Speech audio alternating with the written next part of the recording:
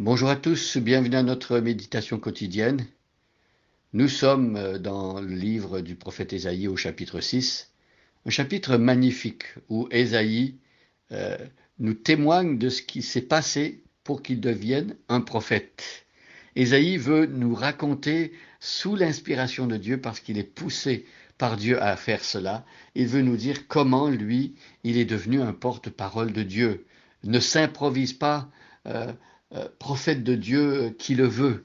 C'est l'initiative de Dieu, c'est Dieu qui choisit ses porte-paroles, c'est lui qui décide de se révéler. Et on a vu que Dieu, non seulement il a montré sa majesté, sa gloire, il a montré euh, qu'il était un Dieu pur et parfait, mais on a vu aussi que pour qu'un être humain tienne devant Dieu qui est parfait et saint, il faut absolument que son cœur soit purifié, ses lèvres aussi, et c'est ce qui s'est passé.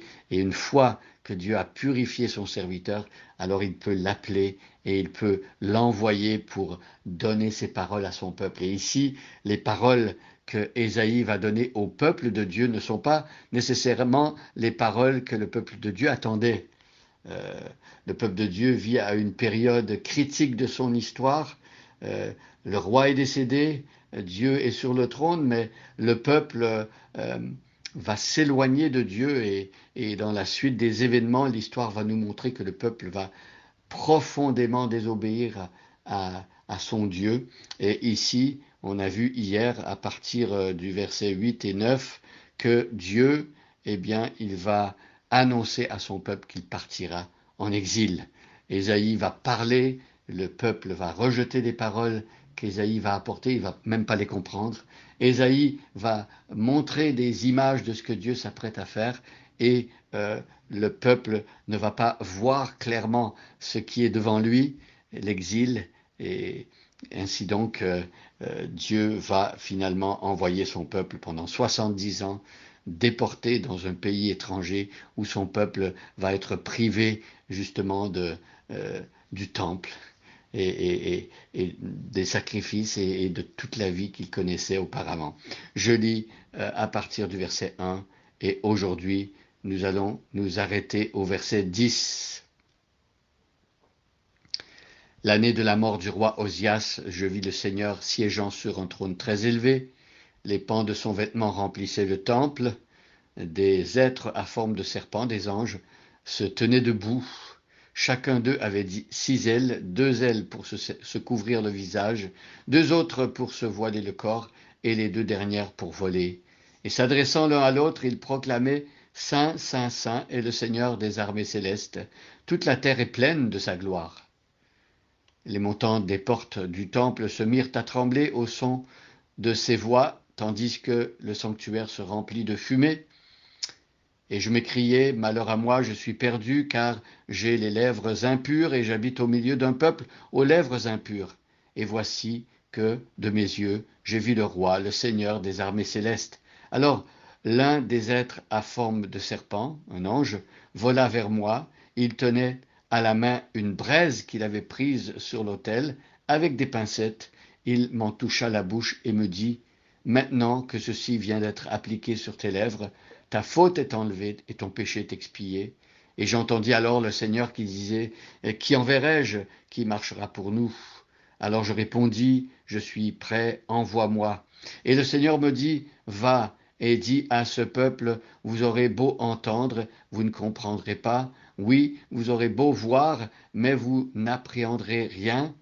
Rends ce peuple insensible, ferme-lui les oreilles et bouche-lui les yeux pour qu'il ne voie pas de ses yeux, pour qu'il n'entende pas de ses oreilles, pour qu'il ne comprenne pas et qu'il ne revienne pas à moi afin d'être guéri. Alors ici, on a des paroles qui ont été reprises par le Seigneur Jésus dans un contexte différent. Jésus, alors qu'il a des débats et qu'il discute avec euh, les pharisiens adoptent une attitude de fermeture complète aux paroles de Jésus. Ils ne veulent pas se laisser convaincre, ils ont toute la lumière qu'il faut et pourtant ils rejettent les paroles de Jésus et Jésus leur cite Ésaïe. Et donc ce sont des paroles de jugement ici que nous avons. Dieu a l'intention de juger son peuple et Dieu prévient que voilà, leur cœur va s'endurcir un petit peu comme le cœur de Pharaon, et Dieu va frapper, et ce sera un témoignage de la sainteté de Dieu. Ce sera un témoignage aussi de ce que lorsque Dieu parle, il accomplit toujours sa parole, et donc on voit ici, rend ce peuple insensible. Évidemment, le prophète Ésaïe a expliqué avec des paroles fortes et touchantes. Lisez le texte d'Ésaïe, la prophétie d'Ésaïe au complet, et vous allez voir à quel point ces paroles d'Ésaïe sont touchantes, combien Dieu appelle son peuple avec beaucoup de patience. Mais ici, le peuple aura un cœur qui est insensible, et il aura des oreilles bouchées. Le peuple n'entendra pas dans son ensemble, hein. Et les yeux seront fermés aussi. Bouche-lui les yeux pour qu'il ne voie pas de ses yeux, qu'il n'entende pas de ses oreilles, pour qu'il ne comprenne pas et qu'il ne revienne pas à moi. Alors tout cela avait été prévu par Dieu pour que le peuple effectivement parte en exil pendant 70 ans. Et pendant 70 ans, Dieu a traité avec son peuple, Dieu a façonné son peuple, Dieu avait des leçons importantes à enseigner à son peuple, et c'est par cette correction divine que le peuple va finalement apprendre à se détourner de l'idolâtrie. Le peuple avait négligé les sabbats pendant 70 ans, eh bien, il partira 70 ans en exil parce que le peuple méprisait les paroles de Dieu. Et on le voit ici, il ne pourra pas être guéri euh, avant d'avoir été châtié et corrigé par le Seigneur.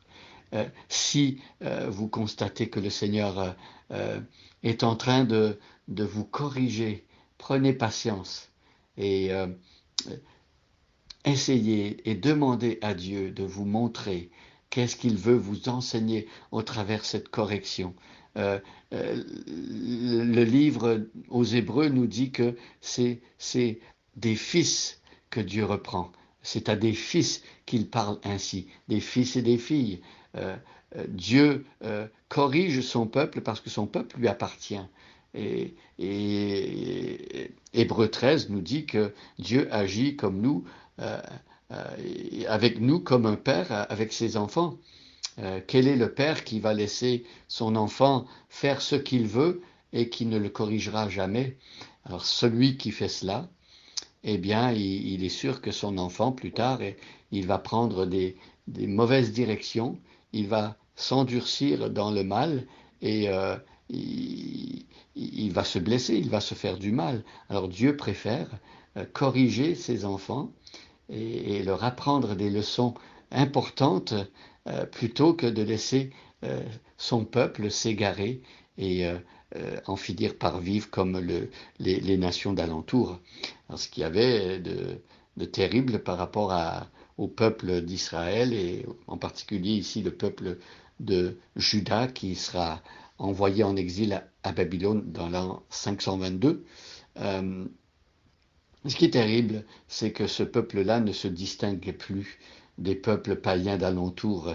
Ils adoraient des faux dieux, ils étaient injustes, et ils traitaient les concitoyens de leur royaume avec dureté, euh, et vraiment, il n'y avait rien qui pouvait les distinguer des autres nations d'alentour. Voilà pourquoi Dieu a pris des mesures fortes et a envoyé à Babylone son peuple pour qu'il puisse là-bas apprendre à respecter Dieu. Et on verra la suite demain, mais pour l'instant, remercions Dieu pour euh, la grâce qu'il nous fait de nous corriger, de ne pas nous laisser faire tout ce qu'on veut.